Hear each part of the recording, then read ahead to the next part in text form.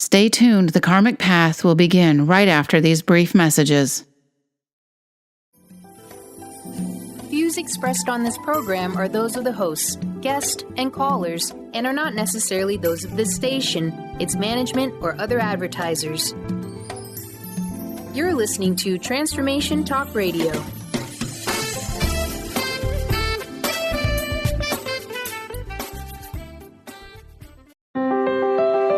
Welcome to the Karmic Path Radio Show with your hosts Tina Irwin and Laura Van Tyne on TransformationTalkRadio.com. This is where they build the karmic connection between science, psychology, and spirituality. They explore how these concepts and our actions affect our daily lives. But can we change our karmic path? Can we help someone else's karma? Stay tuned and join this dynamic duo for an opportunity to look at life and spirituality from a down-to-earth and powerful view. Only on the Karmic Path Radio Show will you discover how karma, spiritual law, and psychic ability all combine to open the doors of wisdom for you. The Karmic Path Radio Show with Tina and Laura. Better karma for better living starts now. Welcome to the Karmic Path, and today our topic is the birthplace of karma. We just want to tell you that our passion is karma. We don't live in a bubble. Every person's actions and reactions echo out and often collide. Our passion is to offer you a new way of looking at life so that you can perhaps improve your karmic path. So, Laura, let's do a little recap of the last 2 weeks. All right, but first, I want to tell you, I think this is going to be a good show. You had a doubt? Did I miss something here? Yes. So this morning, I'm out walking my dog, and I heard that this is a lucky thing. So we're going to find out at the end of the show if this lucky thing is true or not. Okay. A bird pooped on my head. Yeah, you can't make this stuff up. The worst part is it was raining out, and I was soaking wet with my dog, who just wants to smell everything. He's a little ADHD thing going on with him. And a bird pooped on my head. So I had to take another shower that day. Well, you know, in the movie Under the Tuscan Sun with Diane Lane, she got the villa that changed her life because a bird pooped on her head when she was negotiating with the potential owner. So you're saying my life might change after the show. We might get an Italian villa out of this too. Hey, that wouldn't be so bad. Yeah. Anyways, we want to thank you for tuning in. And last week, in the past 2 weeks, we talked about our origin stories and why we're doing what we do and our credentials as to why we do what we do. And I talked about my situation where I had a myriad of events happen and I was looking for alternative help. I was looking for psychic help, and I went all over the place asking different psychics things, religious institutions things, to these questions that I had. And I had one psychic who had told me, well, I can't really help you, but I know that you're going to meet a woman in uniform, and this woman in uniform, and you are going to be doing all of these things, and blah, blah, blah, blah, blah. And in my exhaustion and frustration, and a lot of times downright fear of these entities that were attacking us that most people can't see, I forgot she said that for about 18 months, almost 2 years. And then I had met with Tina, called her up, and said, can you help me? And it worked, basically. And she says, well, why don't you come down to my house? I can't believe we live so close to each other, because the people I'd been also talking to were all over the country. And so I had come down there to her house, and I see this picture of her in a woman in uniform. And Kat, if you get a chance to plop that up there on the Facebook Live feed, this is the photo that I saw that brought this rush of memories back to what Nancy had said. And this was the photo of Tina. Yeah, that was in Charleston. And there's Superman. Well, that's your photo. Yeah, that we showed up yesterday. So, yeah, and some social media stuff. Anyways, that's my story. And then Tina, you talked about your origin story a little bit. I joined the Navy, as I said, to find a husband. I met this cool guy named Troy. And as it turns out, we had quite the life. And meeting him sort of awakened a tremendous amount of psychic ability in me. And, you know, I love the Navy, and I discovered how psychic military people are, because psychic ability keeps you safe, as we've said many times. And I think, Kat, there's a funny picture of me in a military lineup. I'm the one on the end with the little black gloves that you were supposed to wear all those years ago, which fortunately nobody has to wear anymore. And by the way, Kat isn't our imaginary friend. No, she is not our imaginary friend. She's our producer, and we're really grateful to have her. Yes. Okay. So where we're going next is, how does karma get started? And how does it get started? It becomes that chicken and the egg. What came first, the chicken or the egg? And karma gets started not necessarily in this one lifetime. And I'm going to show you also, if Kat is around, can help us out here, some chicken pictures. These are my chickens, and it's raining this week in San Diego, and my chickens are not happy, and they're living on my patio trying to get in through the dog door. So what comes first, the chicken or the egg? And I've had a lot of clients ask me this question, and it's action and reaction.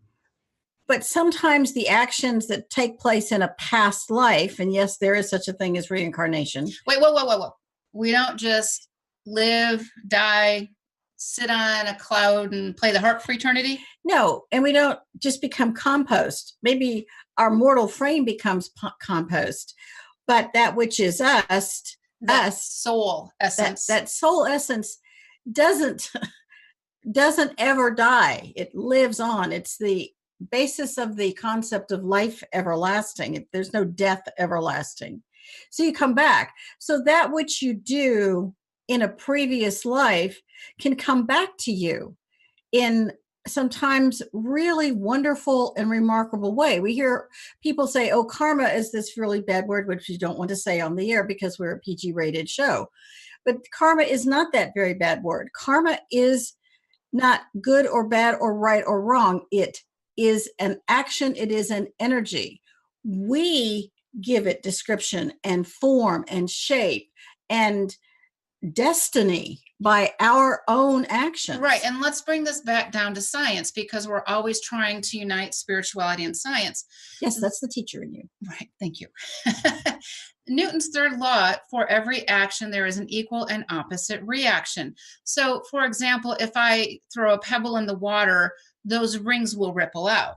Or if you're not just throwing a pebble. So here's when you look at Sir Isaac Newton's third law, because we are marrying science and spirituality always. If you take a little pebble, you drop it in a pool, you get a little ripple. But if you take larger and larger rocks, you get bigger and bigger ripples. So you end up with a tsunami. We all know those people that throw the boulders in, right? We do. Yeah, the drama kings and queens that are among us. Right. And that is really important to remember, because our actions do echo out. And when I was going through those difficult times, trying to figure out how to help my family, I felt like I was fighting for my family's soul.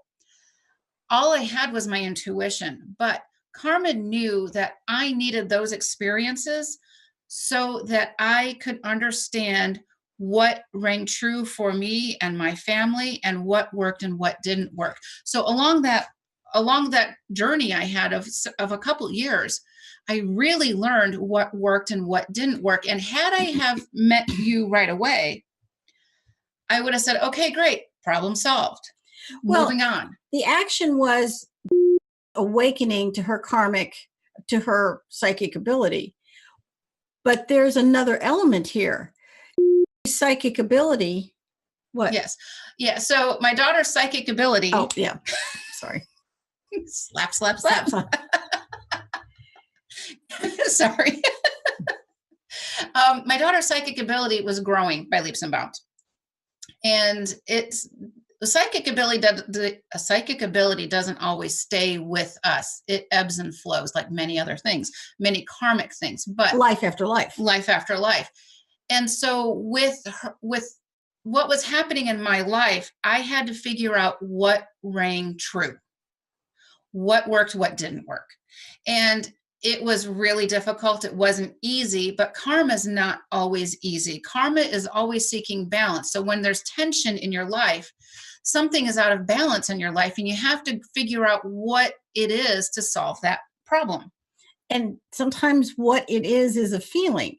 And so whether for instance, a person comes in and we all have some level of psychic ability, little tiny pebbles in a pool.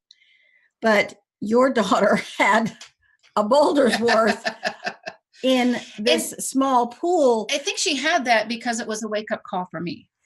Yes, but she had it because karmically it came from a past life. Right. You develop, whether you're a mathematician or a music prodigy or an artist or a composer, you develop and develop and develop and hone those skills life after life. In other words, if you look at how much a doctor has to learn, and do you really need to learn it all in one lifetime? Some people, it just comes naturally because they don't have to relearn it. It just is there for them. And so because she had developed it life after life after life, then in this life, it came to her a whole lot earlier and in a much more powerful and dynamic way. And so that was the action.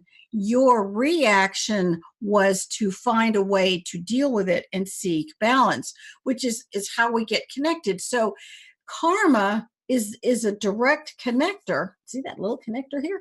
It's a direct connector to what we think is such random synchronicity.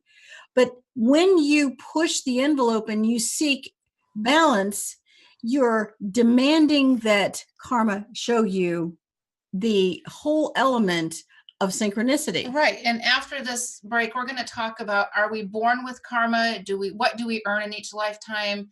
Do we have a karmic bank account? What does a karmic bank account mean? And what happens to our karma when we're done with this mortal lifetime? So we'll be right back, and you're listening to the Karmic Path on Transformation Talk Radio. If you have any questions, we'd love to hear from you at questions@thekarmicpath.com or on Facebook Live. We'll be right back.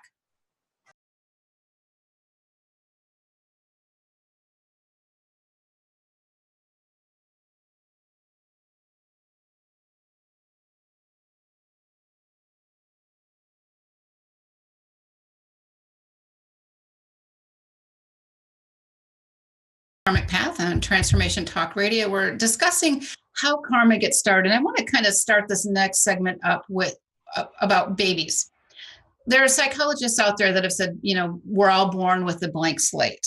Well, if that were true, why is it that babies come in with personalities? And where do these personalities come from? They also come in with sometimes illnesses or a birth defect or some other types of physical challenges. Or they may come in and they weren't wanted. I mean, if you look at all the the life altering things that happen to a baby, there's no blank slate. Something has to have preceded that child's karmic path for them to be in that position in the first place. And so when we come in as babies, we think, oh, these babies are so sweet and innocent. Well, okay, people. Some people come in here with cute little Kate Spade bags, and some people come in with semi-truckloads of karma. And karmic baggage. And it's not good or bad. It just is. So let's talk about, babies and their preferences even. Where do these come from? How is it that, I have some friends that have triplets, and these triplets are actually identical triplets, but they are as different in personality as night and day. It's amazing. It's because each of those soul journeys are distinctly theirs. Yes, they came in with a group karma as triplets. They did come in as group karma with triplets. So group karma can be twins or triplets. It can be siblings. It can be an entire family. And some psychologists call that a constellation. And some families have it's epigenetics, which is another weird term, but it goes back generations. And you'll see that some wonderful things happen and some terrible things happen generation after generation after generation. There has to be a reason for this. There has to be cause and effect for this. And a lot of times a person comes in and they're just sure this time they are going to overcome or escape that abusive parent, or this time they're born into great wealth, they're going to do wonderful things with it. And so when you are looking at this massive concept that is karma, people assume sometimes, not everyone, we're not blanketing the world with a label, but it's easy to say, oh wow, karma just really zapped that person. But if somebody wins the lottery, is that a bad thing for them? It depends on how they use it. Well, it depends on how it's balanced. And there are going to be episodes just on winning the lottery. Right. And let's talk about kids for a bit, because as a former teacher, I saw all kinds of families. And some of these families that I had were the wealthiest of the wealthy and the poorest of the poor. And I had a lot in between. I worked at 2 distinct school districts, and one was uber wealthy and one was kind of average, and one was a Title I school, which is a low income school. So how is it that you can have a family where the mom and dad are happily married, finances are good, emotionally stable family, but the kid has a lot of issues? Okay, I have a story about that. Okay. I had a client call me, and they were grieving because this woman was grieving because her brother just died, and she was describing how this brother had always had problems. I mean, there was 2 sisters, there were 5 kids, two girls, 2 boys, 3 boys, and this was the middle child, this brother. And from the time he is born, he is angry. I mean, he's just really, really, really angry, and none of the rest of the other 4 siblings are angry people. And the only toys he was interested in were World War II G.I. Joe miniatures. And they had arms broken off and heads broken off, and his toys suffered. As a child. Right. He did these horrible things to these toys. So let's think about this for a moment. Where would he learn such a thing? Where would he learn something in a house where that wasn't pervasive? I mean, the parents Could it have been a past life? The parents are just the most easygoing, kindest, gentlest, salt of the earth, pillars of the community, genuinely good people. And no one could figure out where, and as he became a teenager, he had problems with drugs. He was in and out. He had, a few misdemeanors, and the parents treated their kids with the same love and respect. So his behavior was out of character for the family. But what was unique and dynamic was that they never stopped giving him unconditional love, as difficult as he was. And maybe from that family dynamic, the parents and the siblings, their karmic test or lesson would be to learn what unconditional love was or is. Or how to help him. And maybe his was to learn how to accept that help. Well, this has a very interesting dynamic here. And he finally decided that it's like something inside of him healed with these just rock solid, steady parents. They didn't get overly emotional. They didn't scream. They didn't say he was a bad person. They didn't vent their anger on him. So karmically, this is a really good example, they stayed in balance, as hard as that was. And I can only imagine how hard that would be. That'd be really, really difficult. And they gave him as much as they could. And eventually he actually, graduated from high school, and he got a job, and he stopped using drugs, and he began to clean up his life, and he got married. He still kind of had an unconventional lifestyle, but he did actually get married, and he did love his wife, and he had 2 wonderful kids. And so for about 5 years, he's going through this. And then he's driving to work one day. It's a carpool, and there's 3 other people in the car. He's involved in a head-on collision, and they're not injured, and he dies. Wow. And he's 25. And so everyone's like, well, how did everyone else walk away from this accident? But this guy was the driver. He died.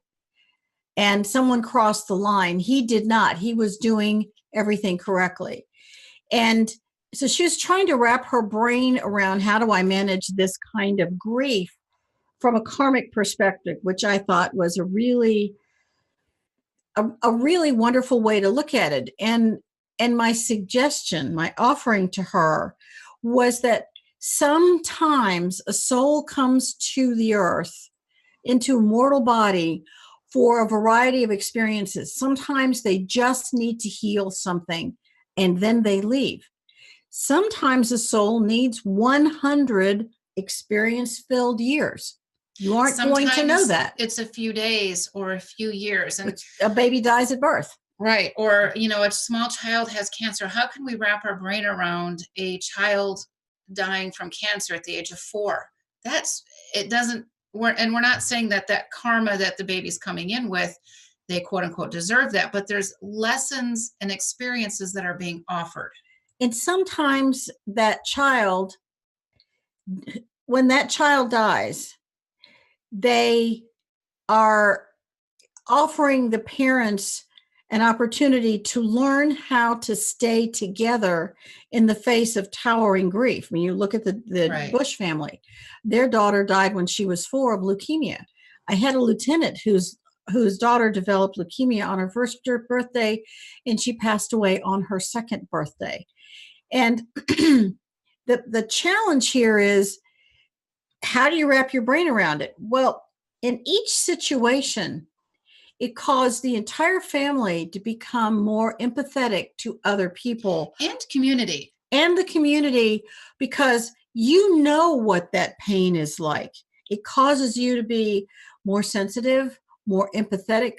And we know that karma is always going to give us an opportunity to pull all kinds of lessons from a situation. Grief never leaves you without opening up this huge unwanted picnic basket of opportunities to learn. The couples in both cases, and the Bush family, George and Barbara Bush, stayed together. And with my lieutenant, he and his wife stayed together, and they had more children. It doesn't always happen. 75% of parents who have a child die divorce. So if you're the 25% that stays together and you overcome this as a team, look what you would have learned. Look how powerful this is. Even those families that don't stay together and they go their separate way, there's other lessons being offered, other experiences being offered. Because sometimes one spouse or the other wants to heal their grief and begin to move forward. But the other spouse may be completely crushed by that grief. And that's the unfortunate or fortunate beauty of free will. And you are listening to the Karmic Path on Transformation Talk Radio. We will be right back.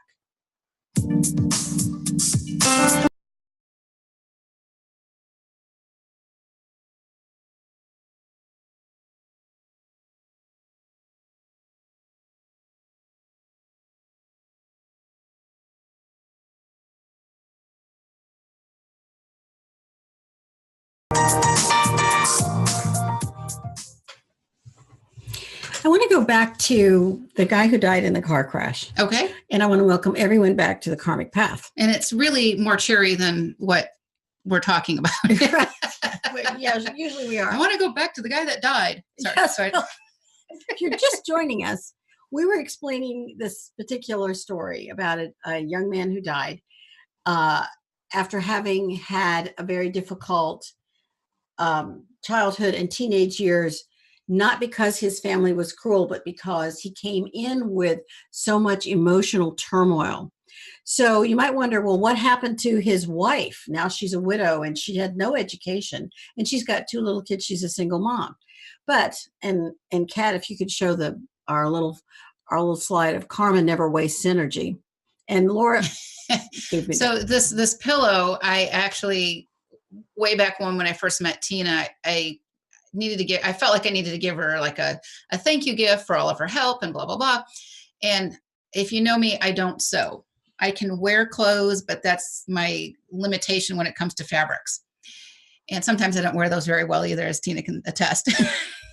So I said, I need you, I asked my friend Heather, I need you to needle point this phrase for me. Karma never wastes energy. And I want you to put it on a really pretty pillow, and I want it to have gold trim and a red backing. And she's like, okay, you're weird. I said, and because you're going to do this for me, I'm going to give you my gosh darn, what sewing machine, because I hate that thing. So it was an exchange of energy. And so she gets the sewing machine and I get this awesome pillow. And I got the awesome pillow. And I gave it to you. Yes. Okay. So back to the widow. The widow was devastated, and so was her husband's family. But the husband's family helped put her through school. She went all the way and got a PhD. And she got a really fine job, able to support her children. Then she met a really cool guy and got married. He fell in love with her children and he adopted them. So he's their dad. And so her first husband's demise opened a karmic opportunity door for another person to come in and show what unconditional love is. He adopted her children. He stepped up to be a dad, and they have built a life, and they were very grateful to her original in-laws. All right. And we can apply this to all of our lives, because everybody has a moment or many moments of grief, or something happens to them. It could be a job loss. It could be a relationship breakup. It could be an accident, some type of trauma. And while we're going through that trauma, we don't know why it is we're going through it. So in this woman's case, it could have been so she could have finished her schooling. She could have had this career that she would never have otherwise had. And she may not have ever met this other man. So we don't know what those experiences will bring us down the road. And while we're deep in the throes of grief and agony and suffering, we don't know what the other side of that's going to look like. And if those heavy moments of grief, if you can just take a moment and just, okay, what am I learning? What am I trying to figure out? What am I supposed to know? It's not easy, but it's really a great tool for your spiritual growth and our spiritual growth. All right. So let's say that in this case, this was about a death, and they were actually blameless in how they raised him, the parents.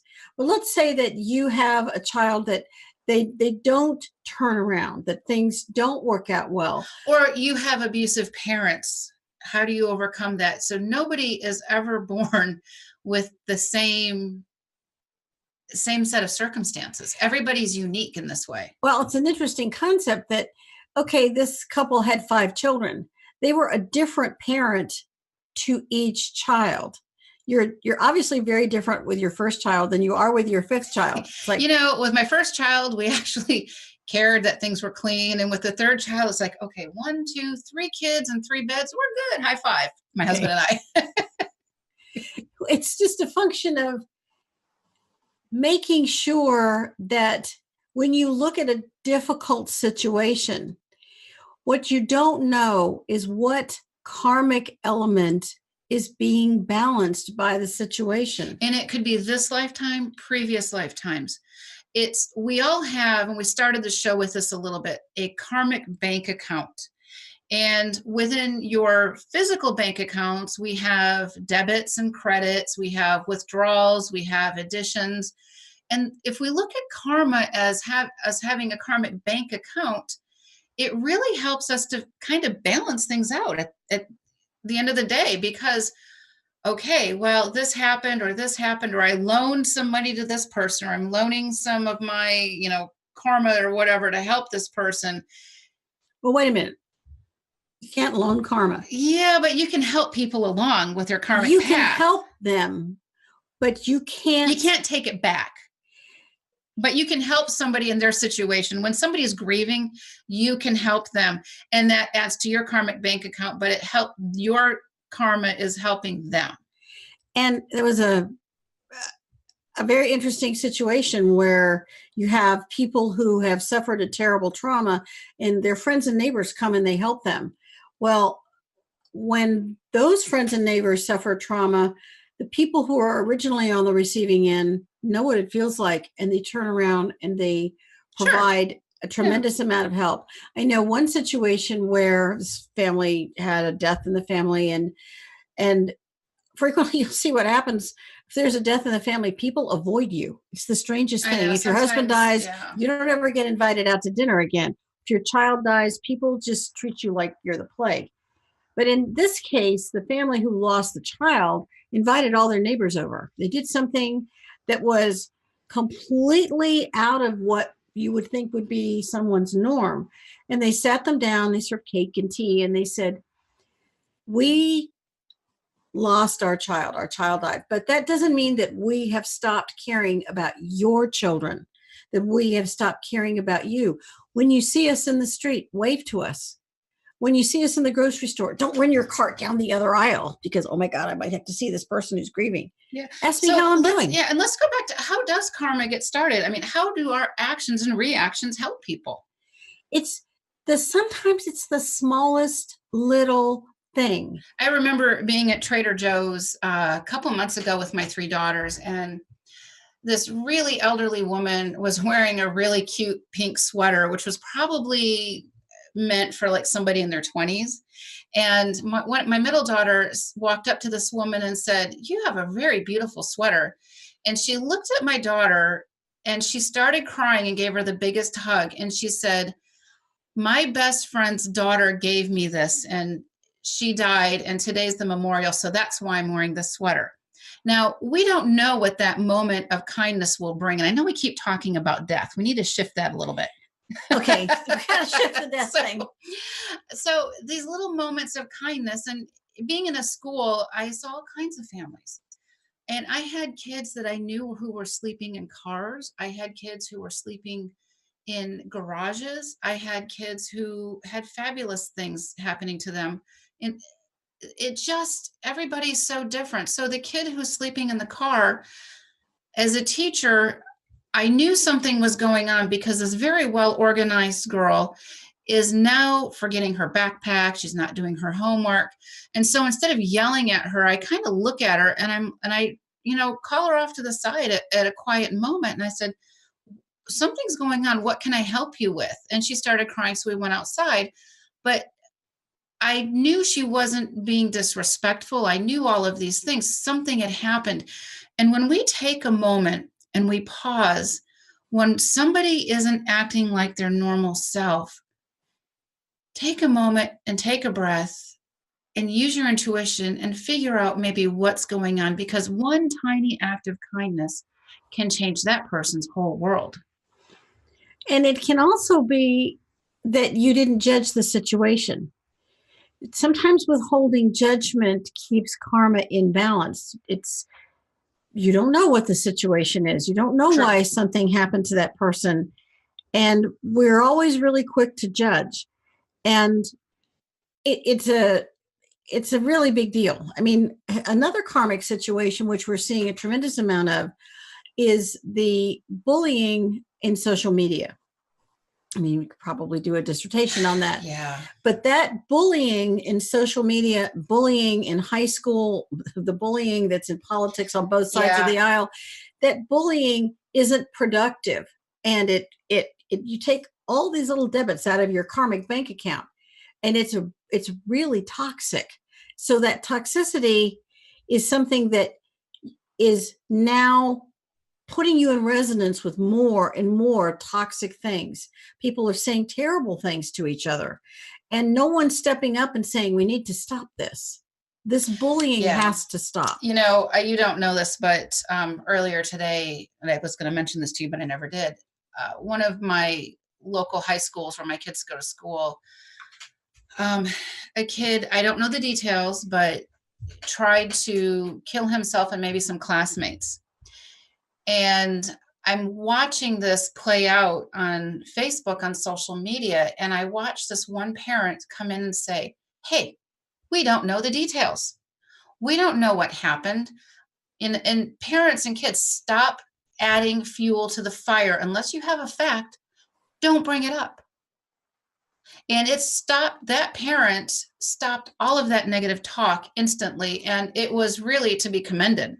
It was to be commended because a lot of times we need adults to step up to the plate and say, this is wrong, and get everybody to pull back, to cool down, to cool off. Because when they do that, they may stop a lot more negative things from happening. So that parent used karmic courage, for lack of a better word, to stabilize the situation. And it's a spiritual opportunity. And we're going to be talking about some spiritual opportunities and kind of reviewing what we're doing when we'll be right back. You're listening to The Karmic Path on Transformation Talk Radio. If you have a question or comment, contact us at questions@thekarmicpath.com.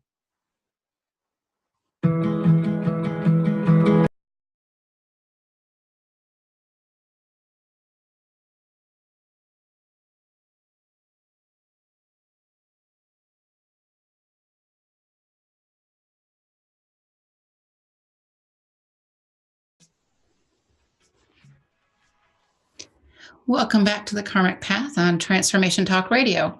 We're talking about how karma gets started. And one of the things that we want to mention before we end the show is that a lot of religions say we're born in sin and that Christ died on the cross for our sins. So let's follow the logic trail of this. Okay. We aren't born in sin. That's ridiculous. We're born in karma. We are born with our karmic bank account to come in with the sum total of who we have been. And to tell someone that they're born in sin is a perpetual religious guilt trip. And that somebody died and was tortured for your sins that didn't happen for 2,000 more years, let's say. You can't, someone can't have died for sins you couldn't have possibly committed yet. I mean, the whole logic of that, to be honest, just doesn't make any sense. And it never made sense. I hate to say it, it's just that it's a human construct that people made so they could give people a perpetual gold-plated ticket on the guilt train.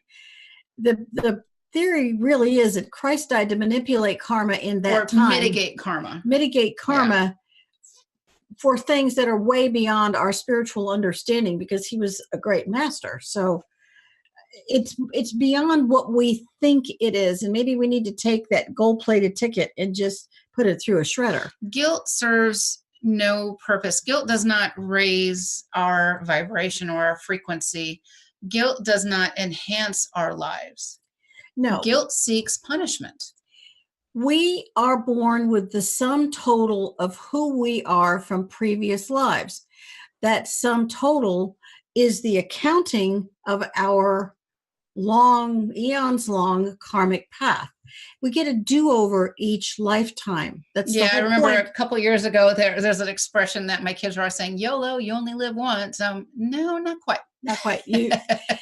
This is the blessing that is life everlasting. And Christ didn't talk about death everlasting, as far as I recall. No, and none of the great masters have ever talked about death everlasting. They talk about life everlasting.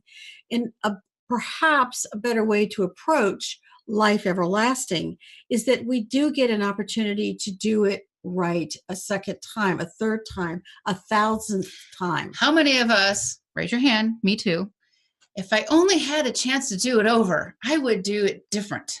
And that really is the karmic opportunity that we are presented with, each and every one of us, with every birth.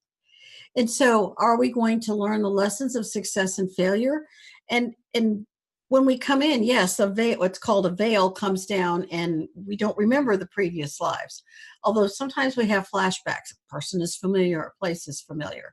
Yeah. Have you ever met somebody in your life and it's like, wow, I feel like I've known you for 100 years, but you just met last week? And I'm so sorry to meet you again. Or that person is like, you see somebody, it's a total stranger and they make your skin crawl. Yeah.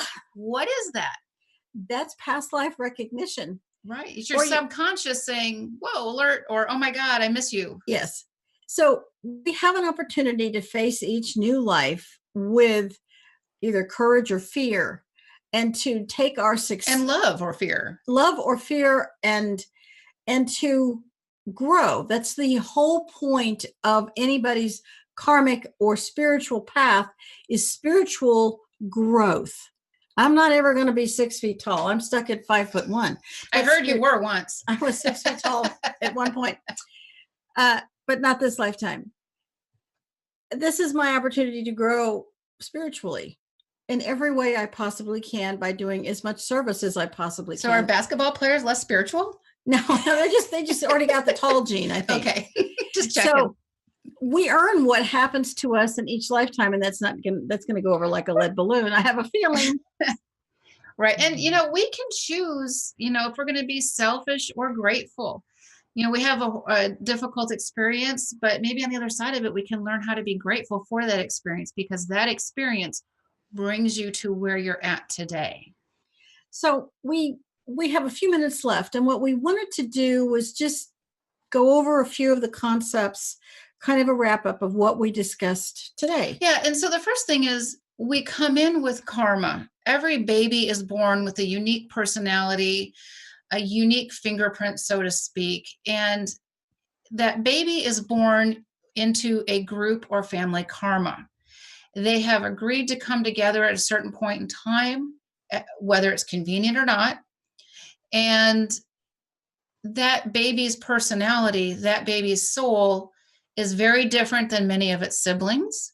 There's so much variation and theme that goes on with every soul. So that soul may simply be in that family just to survive childhood. We have a book out called Soul Evolution, Past Lives and Karmic Ties, and we talk a lot about this on a much deeper level and what some of those things look like, because some people are born into abusive situations, and how do you learn how to escape that? Or if you're born into great wealth, what is your service? You have, yes, karmically you've earned it, but you can continue to earn so much more over time and have opportunities to do more because you have other resources. But you can still do a tremendous amount of service even if you don't have great wealth. And sometimes those lessons that we get are learning what not to do. If you're watching a family drama play out, be an observer and learn what's working and not working. And sometimes you can learn what not to do. And for example, when I talked about my upbringing in that first show, my parents weren't too keen on my psychic ability. It's not a judgment call on my part, but when my daughter's psychic ability started flourishing, I knew what not to do. I knew how she needed help in a way that was different than what I needed. All right. So we're always bringing science, psychology, and spirituality together. So we know that karma is action and reaction. It's formally stated as Newton's third law. For every action, there's an equal and opposite reaction. And that statement applies to every interaction. There's always a pair of forces acting on intersecting objects. The size of the force of the object equals the size of the force on the second object. If you ring the bell, you can't unring it. It's going to echo out. It's the pebble in the pool. Okay, let's talk about psychology. All right, so psychology is about relating to others in the world around us. How do we understand our world around us? And it can be the climate and the location we grow up in. Some people are born in, Siberia. Some people are born in the tropics. It's what your soul needs for that, your soul growth. And how our actions and reactions around other people will ultimately affect me and others in our lifetimes, over many lifetimes.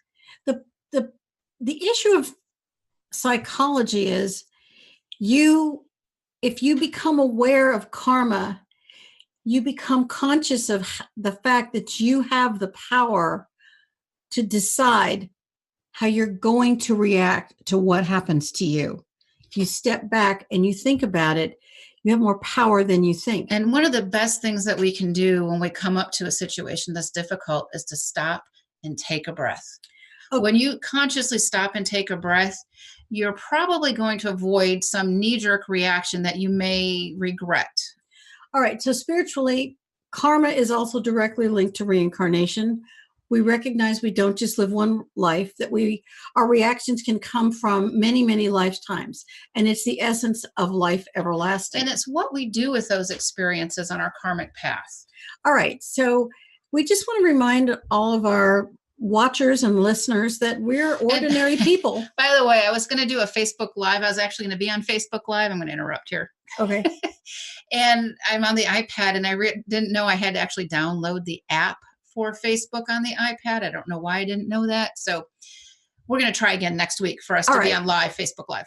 All right. So we want to thank you for listening to the Karmic Path on Transformation Talk Radio. If you have a question or comment, we'd love to hear from you at questions@thekarmicpath.com. And a special thanks to our sponsor, the Oil Lounge. And thank you to Kat Grebe, who is our producer. And be sure to check out our books and courses on thekarmicpath.com. Until next time. Thank you. Thank you for listening.